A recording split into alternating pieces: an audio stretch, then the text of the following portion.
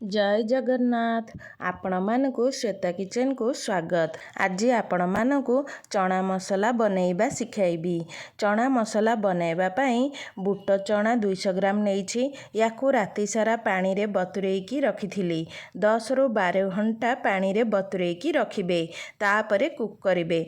चना को भल भाबरे धोई देबा। मु एठी धोईकी नेइछि। एबे सिझाइबा पई सेथि पई गोटे प्रेशर कुकर रे चना देई देबा। जेतिकी पानी दरकार सिझाइबा पई सेतिकी ही देबे। अल्प लूण ऐड कर देबा। एबे कवर करिकी गैस रे हाई फ्लेम रे गोटे हुइसिल देबा। लो मीडियम फ्लेम रे 4टी हुइसिल देबा। 5टी हुइसिल होई गला गैस को ऑफ करिबा। प्रेशर कुकर रो गैस छाड़िला परे ही खोलिबा। एबे कुकर रो गैस चली जाइछि।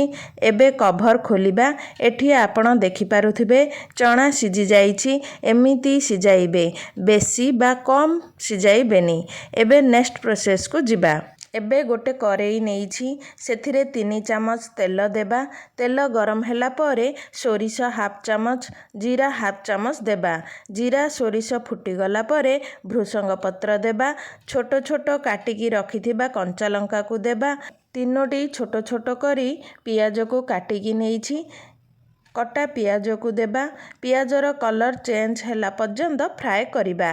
बेसी डार्क करिबेनी। पियाजर कलर चेंज होई जाइछि। एबे अदा और रसुणर पेस्ट 1 चामच देबा। चीनी हाफ चामच देबा टेस्ट आसीबा पई। एबे आधा मिनिट पई फ्राए करिबा लो फ्लेम रे। एबे अदा और रसुण फ्राए होई जाइछि। एबे सुखिला मसला ऐड करिबा। स्वाद अनुसार लूण, रेड चिली पाउडर हाफ चामच, चिकन मसला 1.5 चामच देबा। हळदी गुंड हाफ चामच ऐड करिबा। तापरे मसला को मिक्स करि नेबा आधा मिनिट पई। तापरे कट्टा टमाटो को ऐड करिबा।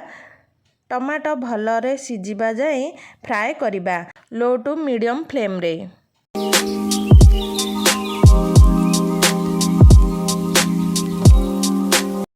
मसला भलरे कसी ହେଲା ପରେ सिझा चना को ऐड करिबा। तापरे मिक्स करिबा 2 रु 3 मिनट लो फ्लेम रे कुक करिबा। 2 रु 3 मिनट होई जाइछि। फाइनली हमर टेस्टी चना मसला रेडी होई गला। सर्व करिबा। गैस को ऑफ करि देबा। प्लेटिंग करिबा। खाइबा समय रे पियाज और लेंबू सह खाइले बहुत टेस्ट लागि थाए। आपण एही परी चना मसला बनांतु। केमिति लागिला मो सह कमेंट सेक्शन रे जणाइबे। रहुछि धन्यवाद।